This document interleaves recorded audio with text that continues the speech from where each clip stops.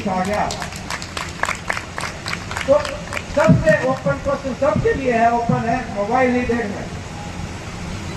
तो ये जो पंक्ति है इस व्यक्ति से जुड़ी हुई है। ये इस पंक्ति के पीछे कौन याद आता है आपको? ये सेकंड नंबर पे जो कैंसर है जिसका वैक्सीन कोई नहीं है, इसका तो कोई वैक्सीन नहीं है। सेकंड जो सबसे ज्यादा रेट में कैंसर है वो सर्वाइकल कैंसर। HPV वैक्सीन होता है जो वैक्सीन जिसका अवेलेबल हो गया है, उसको आजकल गर्ल्स में वैक्सीन लगाया जाता है। तो ये मोबाइल नहीं देखना, ये गर्ल्स में किस उम्र में वैक्सीन लगाया जा रहा है? इन बेटियों के नाम इस प्रोग्राम में सभी बच्चों का, अभिभावकों का और सम्मानित अतिथियों का स्वागत है। ऊपर कर लो। पिछले 15 साल से लगातार यह आयोजन डॉक्टर इंद्र चौक और डॉक्टर महेश चौक कर रहे हैं। उनकी बेटी वसुंधरा के नाम से हॉस्पिटल चला रहे हैं। वसुंधरा का जन्मदिन इसी दिन होता है 25 अगस्त को। तो साधुवाद के पात्र हैं सभी बच्चों को बुलाना, अभिभावकों को बुलाना, उनके जन्मदिन पे जो बच्चे घर में हैं बच्चे उनको सबको बुलाना 15 सालों से चल रहा है। बहुत ही अच्छी बात है। बच्चों को मैं कहना चाहूँ पढ़ाई के अलावा मोबाइल में जो वीडियो देखना है तो उसमें ही इस्तेमाल कम करें। अपनी सफाई का ध्यान रखें, अपने स्वास्थ्य का ध्यान रखें, बड़ों की इज्जत करें, सेवा करें, सम्मान करें। सब बचिए ताकि क्योंकि आपका जो समय है पढ़ाई का समय है, शिक्षण का जो समय है, आपके भविष्य के निर्माण का जो वक्त है, तो उसमें ज्यादा समय आप पढ़ाई पर लगाएं और जो सोशल मीडिया का कम से कम प्रयोग करें। कई देशों में मीडिया के ऊपर सरकार द्वारा पाबंदी भी लगा दी गई है। वहीं भारत में हर तरह की स्वतंत्रता है, अभिव्यक्ति की में आजादी है, लेकिन जो चीज हम प्रयोग में लाते हैं उसके गुण और दोष देखकर हम उसका प्रयोग करेंगे तो उससे हमारा जो भविष्य का अच्छा निर्माण हो पाएगा। बहुत बहुत धन्यवाद डॉक्टर बंसल का। सबसे पहले तो मैं विद्या वसुंधरा को उसके जन्मदिन की बधाई देता हूँ और उसके बाद दांतों से संबंधित कोई बात नहीं, वो तो बात की बात है। एक दिन बेटियों के नाम तो मैं मेरा एक व्यक्तिगत अनुभव बताता हूँ कि मेरी एज के हिसाब से वो तो और आप लोग तो ज़्यादा जानते होंगे 1983 की बात है, कोई लंबी छोटी बात नहीं है। ये बेटियों को उस दौरान ये हालात थे कि कई जगह अपनी एरिया के अंदर मैंने यहाँ मुझे देखा कि बेटियों को पैदा होते ही मार दिया जाता था। एक ऐसी घटनाएं हुआ करती थी। आज भी कहीं ऐसा है जो पैदा होते ही मार दिया जाता और लड़के और लड़की के जरिए भेज दिया जाता था। उस जमाने से लेकर के आज के ज़माने में बेटियाँ कहाँ हैं अपने सोच सकते हैं, क्योंकि जो अवेयरनेस आई है उसके लिए आप लोग जो है वो धन्यवाद के पात्र हैं। हम सुबह तो ब्रश करते हैं, रात को ब्रश नहीं करते हैं, तो ब्रश करने का तरीका भी जो होता है तो वो आपको सुधारना पड़ेगा। जंक फूड छोड़ना पड़ेगा। आप अच्छा हेल्दी भोजन कीजिए, फल फ्रूट खाइए, आपके दांत की सुंदर होंगे और जो दांत आपके दांतों की शेडिंग होगी, जो दूध के दांत गिरेंगे और जो नए दांतों को रिप्लेस करेंगे वो दांत भी आपके बहुत ही सुंदर आएंगे। इसलिए मेरा आप वसुंधरा और वसुंधरा हॉस्पिटल दोनों तरक्की करते रहे हैं।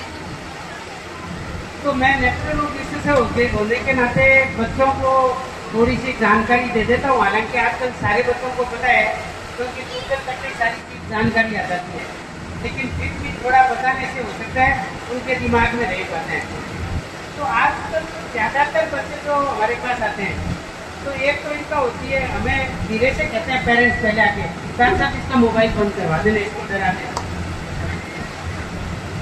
तो सबसे पहले तो मैं पेरेंट्स को ये कहना चाहता हूँ कि एक तो मोबाइल जो आपने उस बच्चे को दिया है आपने उसको आदत डाली है, और वो कैसे डाली है कि जब बच्चा छोटा होता है कुछ खाता नहीं, रोने लग जाता था, मोबाइल दे देते हो उसको, धीरे धीरे उसकी वो आदत पड़ जाती है। अब जब वो उसकी आदत पड़ जाती है तब छुड़ाने के लिए आप हमें कहते हो कि डॉक्टर साहब बच्चे को डरा देना। तो अब ये चीज़ें तो पेरेंट्स को भी ध्यान रखनी है। और आजकल मैं आपको बता रहा हूँ बच्चों से ज़्यादा तो पेरेंट्स यूज करते हैं मोबाइल। दिन भर आजकल सोशल मीडिया पे लगे रहते हैं, तो आप खुद यदि यूज में लेंगे तो आप अपने बच्चों को कैसे कहेंगे कुछ वो। लेकिन चलो फिर भी ये तो आपका मैटर है। लेकिन बच्चों को मैं कुछ सावधानियां बता देता हूँ कि आजकल स्क्रीन टाइम बच्चों का बहुत ज़्यादा हो गया है। अब कुछ का तो होता है कि स्कूल का आजकल वर्क है, मतलब एजुकेशन के हिसाब से आपको काम में लेना पड़ता है, तो उसका तो आपको मोबाइल काम में लेना पड़ेगा ही। और जो जॉब करते हैं उन बच्चों का जॉब के लिए जो जरूरी है वो करना पड़ेगा। लेकिन अपन जब काम में लेते हैं तो कुछ सावधानियां रखें तो अपन अपनी आंखों की ज़्यादा अच्छी तरह सुरक्षा कर सकते हैं। जैसा कि अभी सभी वक्ताओं ने बताया, आज का दिन बेटियों के लिए विशेष है। डॉक्टर इंद्रचूक, डॉक्टर नरेश चूक ने ये प्रोग्राम लगभग 15-16 साल पहले शुरू किया और हर साल इसी दिन बेटी वसुंधरा के जन्म दिवस पर ये कार्यक्रम करते हैं। और इनका उद्देश्य यही है कि हम अपने जीवन में अपनी बेटियों का महत्व समझें और उनको और ज्यादा सक्षम बनाने के लिए अपना प्रयास करें। आजकल जैसा कि हम देख ही रहे हैं, बेटियां हर फील्ड में आगे निकल रही हैं, तो वैसे ही हमें अपने बच्चों को, अपने बच्चियों को अच्छी एजुकेशन और पूरा महत्व देते हुए अपने बराबर बच्चों के बराबर, बेटों के बराबर समझना है। उनसे किसी तरह बेटियां कम नहीं हैं। तो देखिए, सिर्फ ये 25 अगस्त सिर्फ एक दिन तो सबको अवेयरनेस के लिए मनाया जाता है, लेकिन हमें पूरे 365 दिन जो यहाँ पे सीख के जाते हैं उसका पालन करना है। पहले के समय में कौन कहता है कि हमारी स्थिति सही नहीं रही थी महिलाओं की।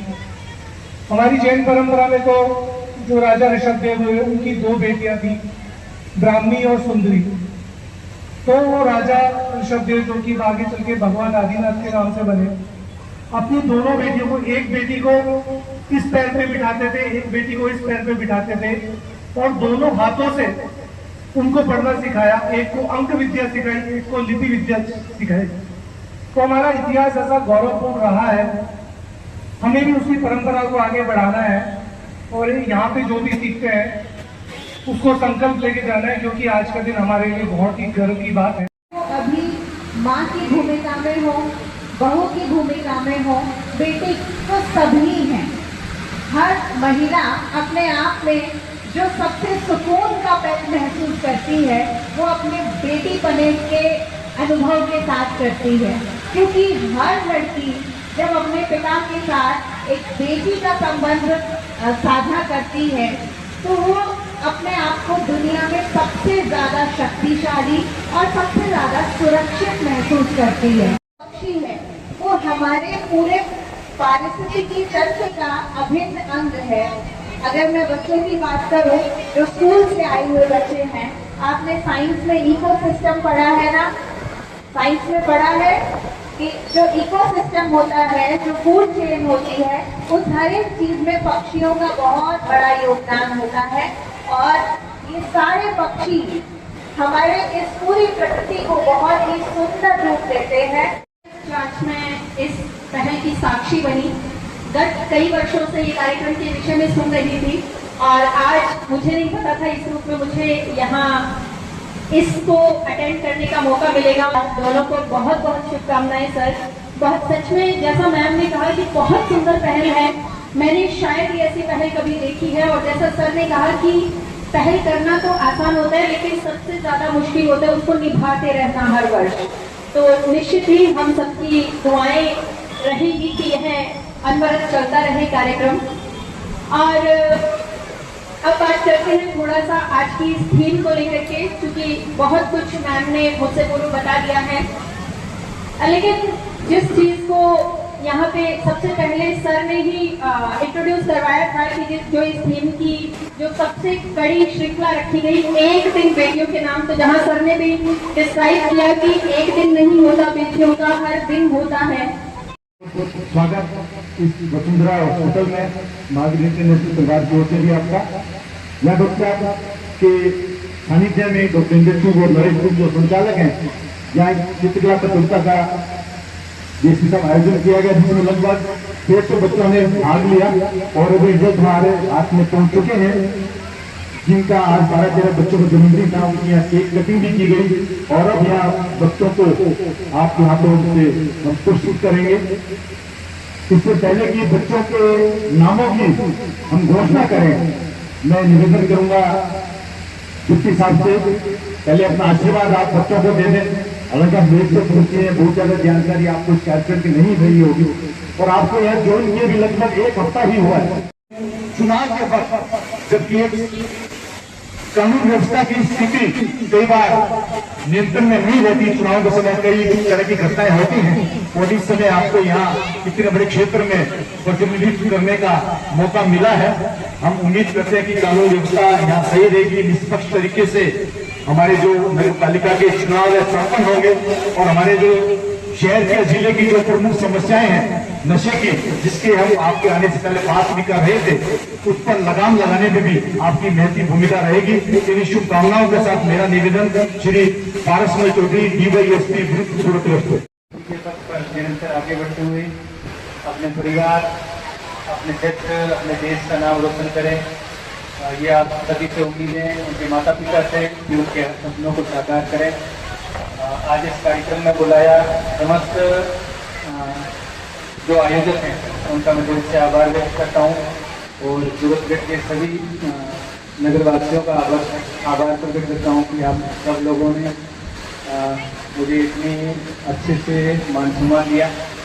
और अब मेरे लिए सूरतगढ़ नया है पर ऐसा लग रहा है कि सूरतगढ़ कोई अलग जगह मेरे में बहुत ही सज्जन लोग हैं यहाँ के और बहुत ही अच्छे लोग हैं, पढ़े लिखे लोग हैं।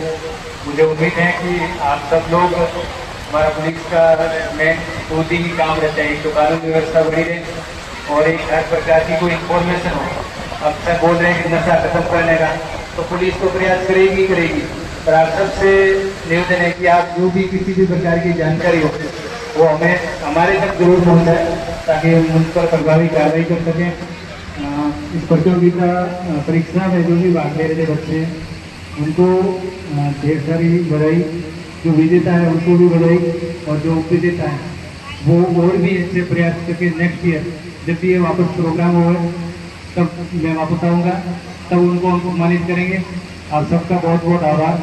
और बच्चे, आप सबको बहुत बहुत शुक्रिया इस कार्यक्रम को सफल बनाने के लिए। बहुत बहुत धन्यवाद। आप सबको ढेर सारी शुभकामनाएं। जिसके बर्थडे है उनको बर्थडे की विशेष धन्यवाद। Thank you.